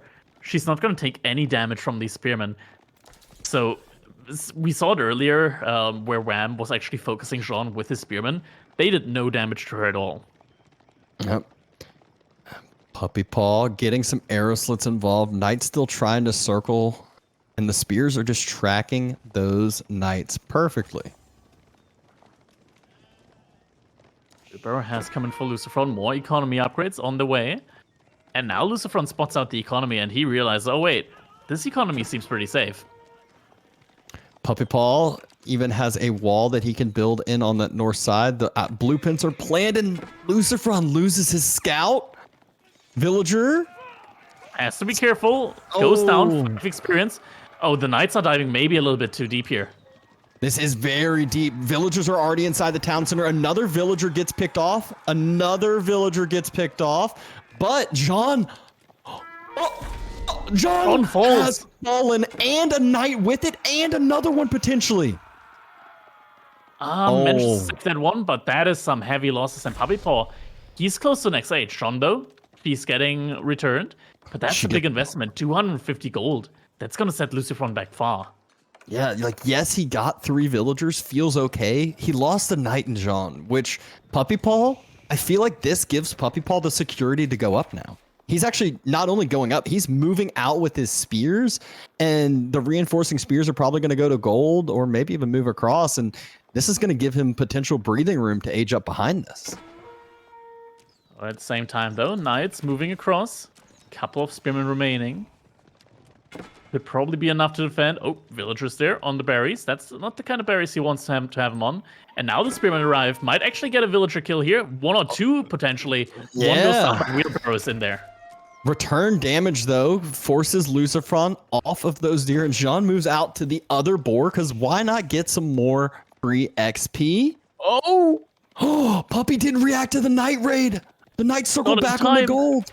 3 villagers fall. 1 of the knights, too. But, I mean, this is now 6 villagers. So a couple isn't a big deal, but now we're starting to get to a big eco difference right as Puppypaw is about to drop his age 3 landmark. Yeah, this definitely hurts a lot. And LucifroN, he's still on the aggressive here. Now, Joan, I mean, she is on the other side of the map. It's going to take her a while to come together there with the rest of our army. Knights get picked up here. Very nice. Good and LucifroN's been denied off of food all of this time. He was all on the deer, and he's basically has like 4 villagers under his like town center. So he hasn't really been massing up a bunch of knights, massing up a bunch of military, and 13 spears still can defend up this. Yeah, there's some archers moving across, but there's still an outpost with arrow slits. Puppypaw is sitting pretty. He's just behind on the vill count right now. Yeah, and I mean, villagers for Ottomans, who really cares, right? Like, sure, villagers are nice and all, but losing out on 20% of your economy, there's worse things. They got the military schools, it's fine. Yeah, free units. Free units, that's all that really matters, you know? Just fast Imperial Age, it's good. Puppypaw does scout out the archer place and knows that archers are about to start moving across. He still has just a significant spear mass, though, and the arrow slits can defend this still. MIA about to finish, so Mangonel is going to start being in queue, albeit takes a little bit of time here. LucifroN behind all of that, he actually researched siege engineering, but now has to fall back. Like, siege engineering is just not going to work once the Mangonel comes out as well. Spearman going to be perfectly capable of defending that one. 2 minutes until the first one comes out. And Puppypaw, he's got the imams out. He's moving out to secure relics for himself. Ram being built in vision. Yep, he's going to stable. Knights. I think that's exactly what he's going to go for. Yeah, Knight is going to be in queue. Upgrade on the Variancy, that's going to be big as well on the Spearmen. They're going to be able to do a lot more damage to the archers as well. Army value is still favoring Puppypaw. Some of them's moving out to protect. Oh, actually, I think he's going to the boar in the north. That could be very good as well for him. Now, army moves out. Joan probably wants to refocus it. Oh, AoE swing. Good AoE onto the spears, but the spears just get upgraded. Knights have to fall back. Arrow slit's still into play. Joan uses the healing ability, but the knight arrives. The knight's all that Puppypaw needs. The spears can just step up, and the knights will just do a great job of cleaning up the archers or focusing Joan down. She's about 1 more shot. 1 more. Oh my God, that AoE on the spears. They just killed all the spears, and the knight's gonna. Oh my God, the body block. It worked out perfectly. This was the classic don't focus Jean too much. He should have just focused the archers. He should have just played the protection. He focuses Jean too much. She's too strong now. And oh my, what a huge victory on that. Yeah, now she's just going to regenerate rapidly as well. Healing coming in soon. Mangonel is going to be out on the way soon. But I feel like Joan might be reaching level 3 in just a little bit. Oh, villagers starting to get raided on. We see Puppypaw has gotten 2 return kills on the villagers and pulls the villagers out so far. So even when these spears fall, they've caused a good bit of idle time. Yeah, indeed. Good bit of idle time caused here. Mangonel. It's not out yet. He's housed. Oh no. He has 0 wood in the bank. There goes. Oh. Still has enough wood for a house. That would have been very, very awkward if he didn't. First relics are coming in as well. But yeah, LucifroN, he reached level 3 with Jean. We see the first couple of them out. Oh no. I mean, this now feels like it's over for Puppypaw. I felt like he had his timing and he just didn't quite take the fight that he needed to. He could have even given up the outpost and fallen back even further if he felt like he was going to lose it. But I really do feel like it was focusing Jean too hard. He's only on 1 military school as well behind all of that. Doesn't have the access to, at least no comfortable access to stone. He's sending the knights out, but at the same time, LucifroN is frantically walling in that entire food income. So knights aren't really going to be getting any immediate damage there. Yeah, they might not be going for the food as Puppypaw was finding some good success on that wood line over. So I think he might just head for the wood line again and just continue to hit that for the time being. True. Sacred site is being captured by LucifroN. Joan of Arc in the Castle Age immediately can start capturing those sacred sites. Villager difference only 3 though. Puppypaw not too far behind and might be able to get some return raids. His eco is a little bit more condensed. And oh my, right as the knights head for the wood line, it just runs out, repositions to the center, but it means Puppypaw still knows where these villagers are. LucifroN does get the warning though and doesn't lose out on any. He loses out on 1. Yeah, 1 villager should be going down there. It's pile time there on the village as well. Oh my. There was this looks a lot worse than what I was thinking here. LucifroN though, he's pulled his knights back. Puppypaw spots it out though, sees the full army, and that's all of whole entire eco of LucifroN idle except for the boar villagers. Yeah, we look at the income right now, and Puppypaw not too far behind actually. He's got a similar situation though going on here right now. But a lot of the villagers not working at the moment. Knights probably. Nah, not going for any picks there on the villagers. Knight count is starting to become really, really similar now between these 2 players.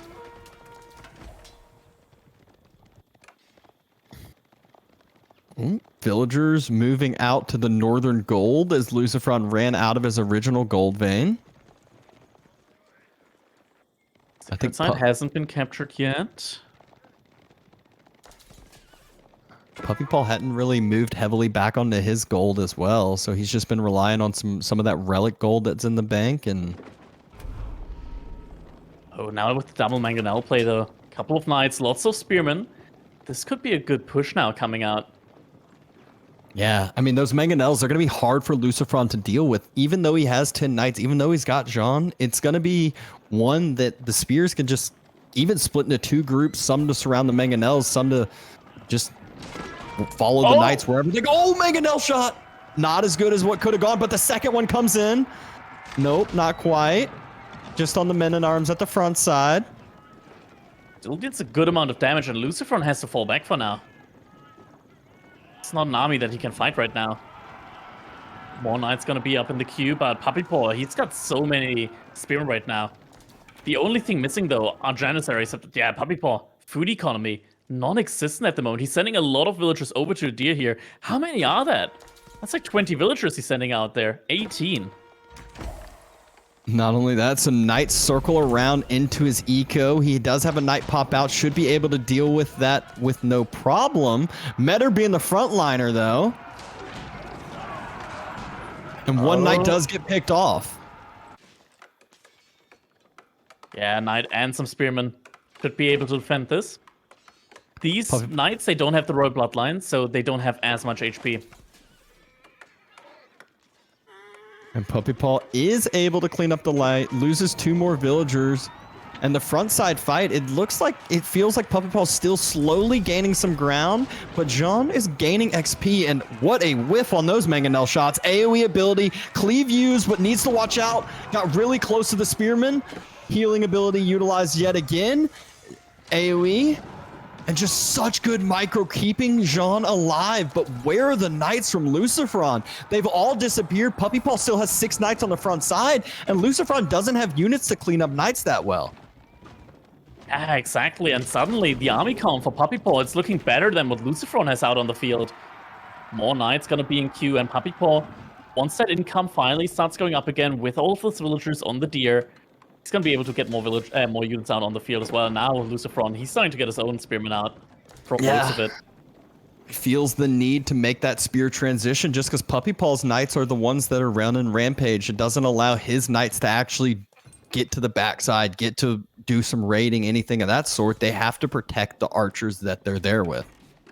Can we check out what resource LucifroN's guild hall is on right now?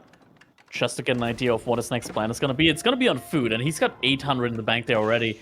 This could be a fast Imperial Age, potentially, if he feels the need to. I feel like that's usually what you'll see, is you'll see them just kind of keep fighting with the guild hall, and then all of a sudden it's imp with the red palace, and then you'll start to see more TCs dropped and kind of invest, because TCs are keeps at that point. Yeah, exactly. Knight, it's going to be rerouted towards the army of Puppypaw with these walls coming in. Puppypaw, does he notice it? He notices it. Knight isn't going to find any value here on this side. Yeah, and once you start getting walls in on this map specifically against French, it's one that allows you to, or I guess I should say against Joan, it allows you to keep your focus on one side of the map. And that makes it to where those knights don't really get to, you can't split them off and start raiding. And that's actually where we see LucifroN doing the exact same thing, trying to wall the north side. Both players trying to go for these walls at the moment. LucifroN did a good job of remassing his knight count. He's up to 14 again. Now this is a little bit easier for Joan, as her units are going to be costing quite a bit less. Can we check out if LucifroN got the upgrade that not just reduces the food count of his units, but also the all the other resources from the blacksmith? And the blacksmith, there's the blacksmith, and he has not researched it yet. So right now, the consecration only reduces the food cost of the units. Yeah. Military army values still pretty dead even. LucifroN has a little bit more on the numbers. Puppypaw has a little bit more on the value. Those 4 mangonels, though, I don't care that there's a ton of knights on the other side. Once you start getting to 4 mangonels, those rocks can do a lot of damage, even to cavalry units. Yeah, exactly. Looks like LucifroN once again is moving forward, but as you said, those 4 mangonels, they're going to be really scary. Looks like he just wants to break through the walls here, potentially.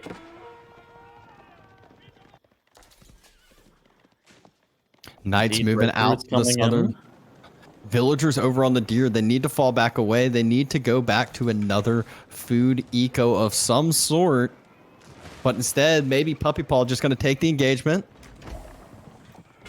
LucifroN sees the army. Mangonels, though. Mangonels! Huge shots! Oh, unbelievable shot right into the choke point. Joan getting her AoE cleave. But again, the Mangonels are on the backside firing during all this time untouched. More shots coming out. Oh, the rage mass! All the archers just got shredded and disappeared. You might have Joan alive, but you're not going to have a mass with your army. Now the cleave attack comes in, but the mangonels, they're still there. This fight definitely didn't go in favor for LucifroN. Oh my god. Now, I feel like after that, he should know he can move forward. He is idled off of the food, but LucifroN is as well. Both of these players are going to have to make a farm transition in the near future, but Puppypaw just cleared all of the knights of LucifroN's. If to get 7-10 more knights out for LucifroN, that's all the food on those berries, essentially. I mean, he's going to be much, much lower, and Puppypaw just now removing to the northern side berries as well.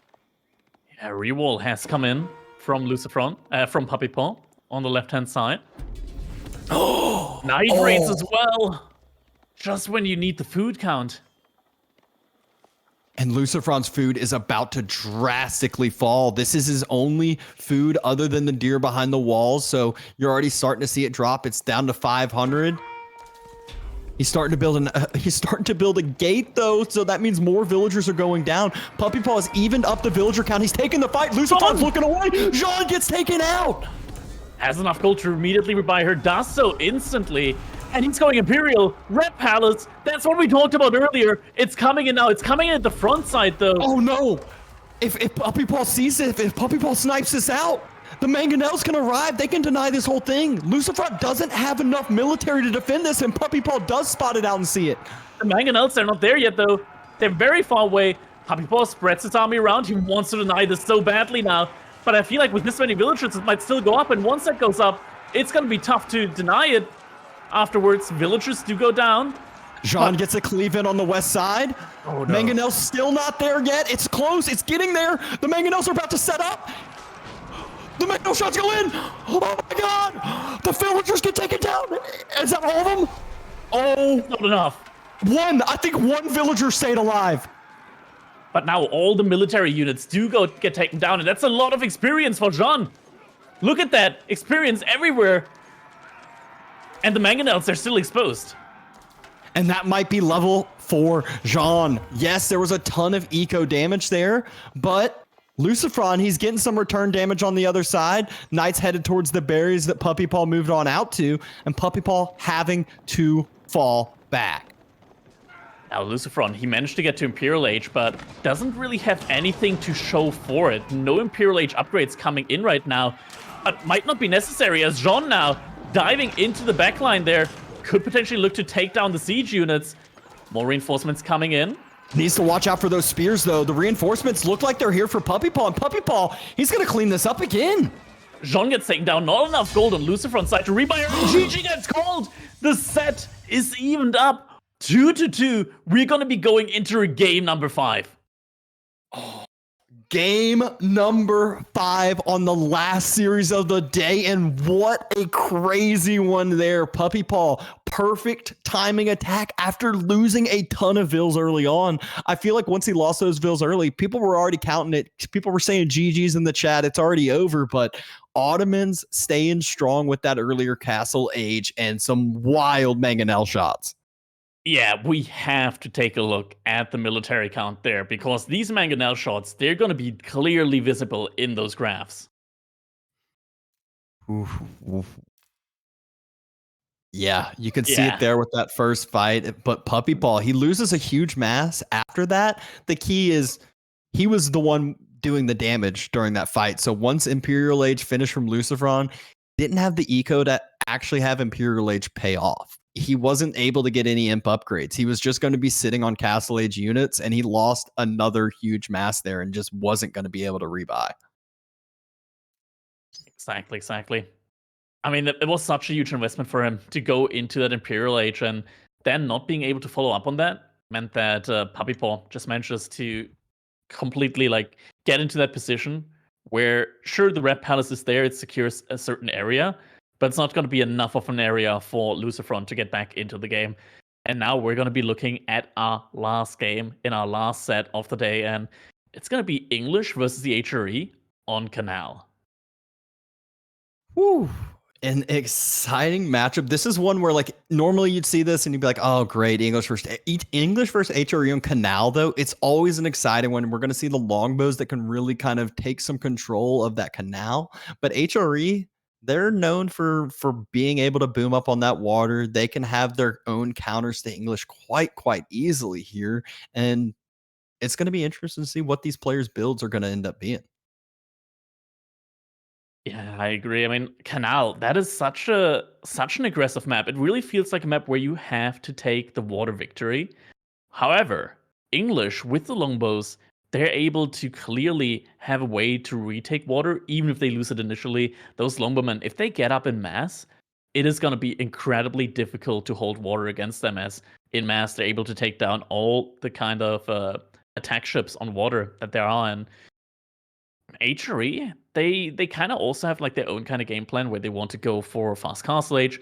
which is possible. I think maybe if the players do decide to wall off the middle of the map, the little shallows there, and then HRE can just fish in peace for the foreseeable start of the game, maybe get a fast castle age timing in there. It's going to be interesting to see how exactly this is going to play out. Yeah. Well, in the meantime, obviously, we've had some hype games, some hype series today. So if y'all been enjoying what you've been watching, there's no other way to support better than going to the Patreon and subscribing through there. It's really what allows the scene to be supported the best way. It allows you to get the information on the future tournaments, some behind the scenes action, everything of the sort. So that is the best way to kind of show your support here. Exactly. You can also do it over here on Twitch with your subs by watching, cheering, everything in the chat, being here with us. Your support is what really drives EGC TV to be able to bring you guys all of these amazing Age of Empires 4 tournaments. And there's so much more planned for 2024. A whole new year, a whole new season of Age of Empires 4 esports right around the corner. It's not over yet. EGC Finals going strong right now. We're in the last set right now for the day. It's going to be LucifroN versus Puppypaw. We'll be here on Channel English versus the HRE.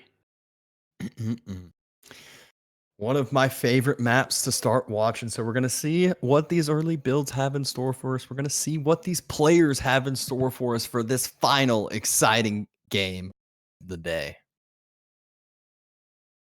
Indeed. Here we go. Overlay being initiated, and that is gonna be the beginning of the set. Let's go. LucifroN spawning in the color yellow, playing as the English, and would you look at that? Immediately starts off with a dock in the dark, with the barracks in the Dark Age, and on the opposite side, we got Puppypaw playing as the HRE, and he's also starting off with the barracks right off the bat, but it's gonna be Spearman versus Men-at-Arms. However, Puppypaw, he does have that early Scholar. As long as that one stays alive and doesn't get focused down by those Men-at-Arms, Puppypaw should be in a position to take favorable trades in the Dark Age. Yeah, it's one of those that obviously the Men-at-Arms, they're pretty strong, but they cost a little bit more resources. And like you said, the Prelate can end up healing up those spears. My sheep. Obviously, sheep not going to be as big of a concern if once we start going onto the water, and that's what the barracks play is for. It's to make sure your opponent's not going water and to try to secure up your own ability to go water if you decide to do so. Yeah, Puppypaw scouting out that his opponent did not immediately go out to water, and he is also going to be seeing that early Man-at-Arms making his way across. Should be feeling confident now that he knows that LucifroN did not invest early on into that water play.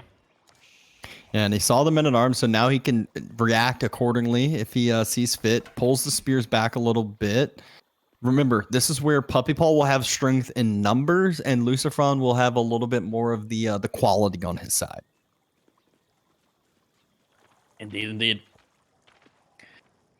Lots of numbers out already for Puppypaw. Got 3 of the Spearmen out. Now, the Men-at-Arms for LucifroN, they do produce quite a bit quicker than for other civilizations. But they're still a very slow unit. So we can see on the map, they still haven't been able to make their way across yet. Neither of these players have gone for any docks yet so far. So the Men-at-Arms aren't really going to find any real spot to attack on, to do any damage to Puppypaw. And this is also going to deplete all of the starting gold that LucifroN had. Yeah, it takes a lot to end up recouping all that gold, and those Men-at-Arms, they're effective once you get to feudal age. You know, obviously they're nice to be that little front line, but it's one of these, you've spent a lot of resources on those, and you don't have this inspired eco like the other side does. There we go. Oh, good connection here by Puppypaw. Yeah, able to take some good fights here, and let's not forget the Spearmen are faster. Puppypaw is able to force this issue right now. LucifroN, when he retreats, he's going to be taking additional damage on the back foot. And doesn't have a Prelate to heal these up if they get low either, whereas Puppypaw, during these fights, if LucifroN turned and like did a little bit of damage, Puppypaw could always keep the lower health ones back and heal it back to full with a Prelate.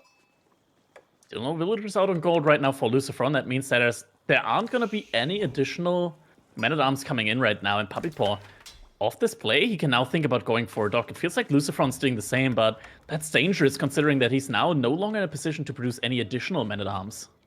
Yeah, he's gonna have his military count doubled, and the not only doubled, he already has some lower health men-at-arms, as we're seeing now. Waits for some more reinforcements, but definitely numbers looking favorable for Puppypaw right now. Ooh, Scout almost got taken out. A good little bit of extra damage on those men-at-arms yet again, and the first dock is going down for LucifroN very, very conservatively, though. Yeah, very far in the back, can't place it any further forward. Puppypaw hasn't scouted this one out yet, and I feel like if he does, it's going to be very, very difficult for LucifroN to keep that one alive. Now villagers are going out to gold. That's going to give him the opportunity to once again remass onto the men-at-arms. But now there's a lot of spearmen. Weak spearman. It's not being microed back. Puppypaw just taking the fight right now. First men-at-arm goes down, but a lot of these spearmen are very weak now. A lot of the spearmen are weak, but so are the men-at-arms at the same time. And so we've only seen 1-for-1 trades so far, and 1-for-1 trades are going to be benefiting Puppypaw. LucifroN falling back with another men-at-arms, and now he loses even more. And now he also sees the dock with those spearmen, and he's going to be able to siege that one down immediately. There is no way that LucifroN is going to be able to remass enough of these men-at-arms now. And this initially aggressive play from LucifroN now seems to be backfiring.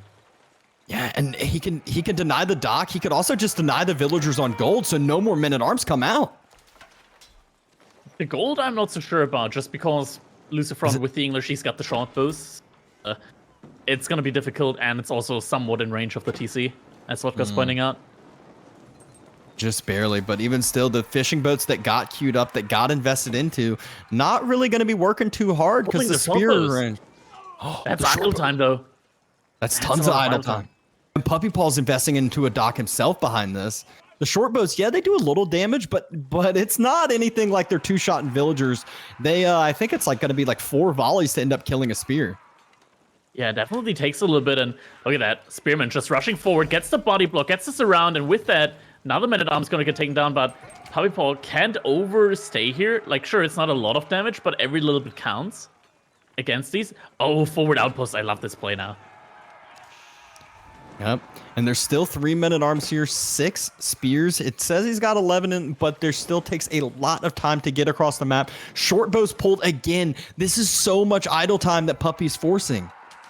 And he could just pull that villager back and just wait until the short bows step a little bit too far forward. And actually, the short bows, they're still farther forward than they need to be. Spears get on top of some of the villagers, and 2 more of the men-at-arms fall as well. Oh, Scout gets taken down. Not the biggest issue here, though. Definitely unit that Puppypaw can afford to lose right now. More reinforcements trickling in, and the outpost, slowly but surely, it's being built. Yeah, Puppypaw still has 11. He's still been sticking at double-digit spears this whole time, and LucifroN, he hasn't been able to climb in the men-at-arms number. He's at 3. He does not have the quantity that he needs to actually take these fights. Men-at-arms still very low. Gets this around, gets a villager kill, and another men-at-arms goes down.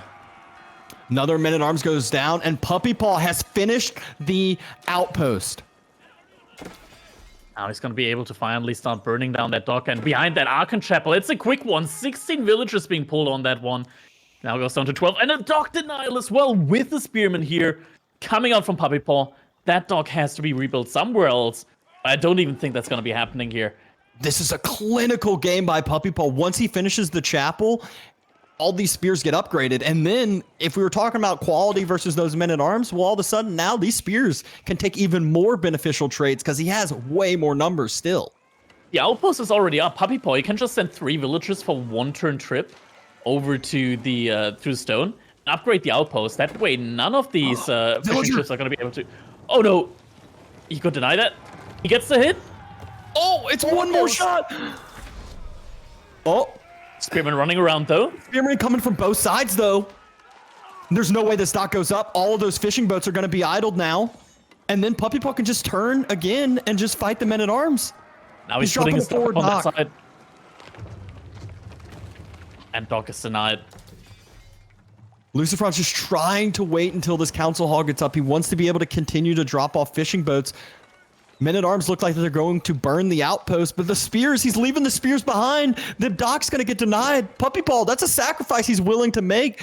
No need for the outpost if you're just going to continue to deny Doc after Doc after Doc. Oh my god. I mean, the outpost would still be very valuable for him here right now, but with the Doc being there, and he's getting the first galley out, as soon as that galley comes out, there's no way that LucifroN can get another Doc out. This is definitely the right priority here for Puppypaw. He was trying to build another outpost next to his Doc, but instead he's just doesn't matter. He falls back with the villager, and the galley's out. There it is. There it is. Springle ship immediately after. Sacrifices the spearman now. Just wants to make sure there's not going to be another Doc coming out from LucifroN. He wants to take this water control now. And he's taking it.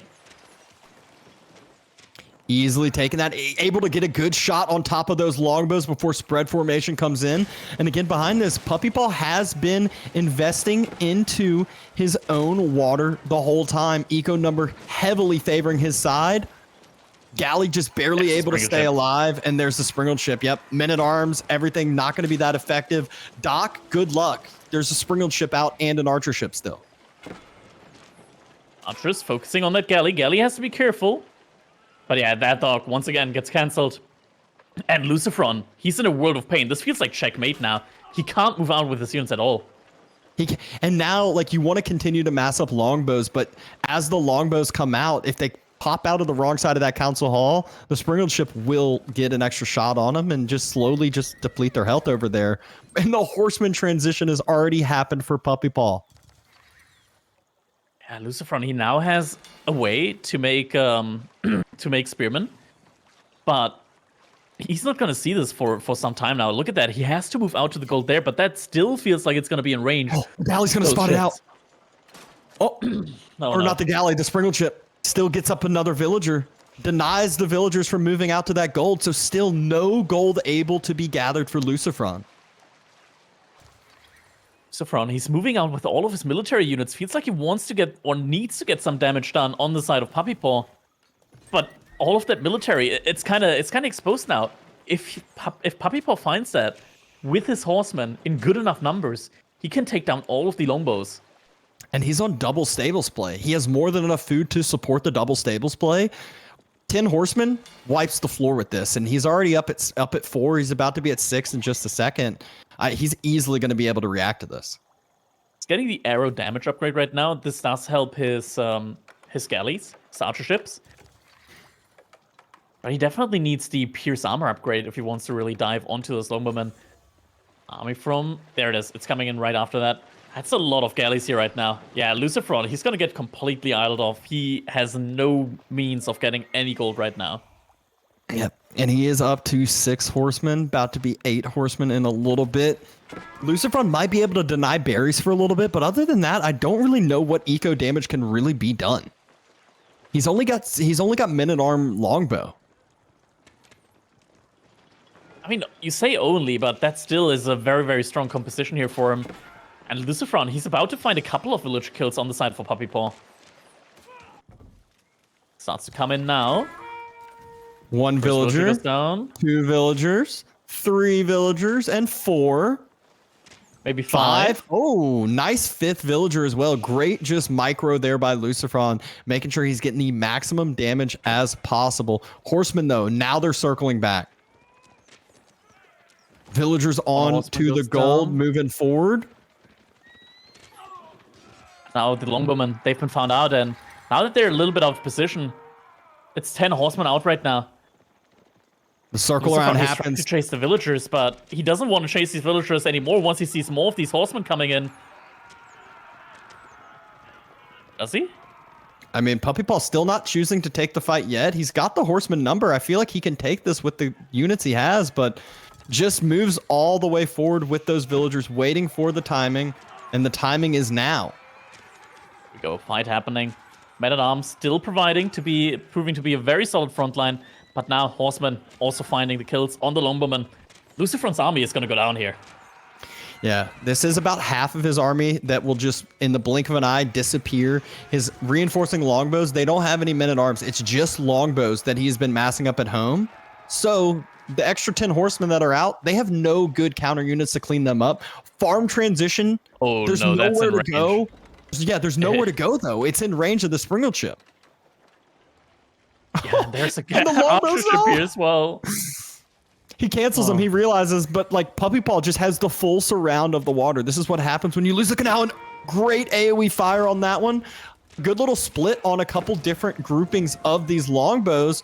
Puppypaw is falling back with that galley for the time being, but still will pick up a few of these longbows with the Springle chips and replaces it with a new galley. Oh, good AoE shot. Castle H behind this. He's Might just as needing well. 100 more gold. Look at that. He's out on the map here as well. Wouldn't be surprised if he just drops Arachnids over there, but no, it's going to be safe in his base, and with that, it's going to be able to immediately start picking up all of the relics and start capturing sacred sites as well. I feel like as soon as that Castle Age comes in, LucifroN will know that there is no way for him to stay into this game. 19 villagers on that Regnance. He's getting it finished quick. And usually HRE, they're the ones that like they've given up a lot of control during this when they're going up to castle.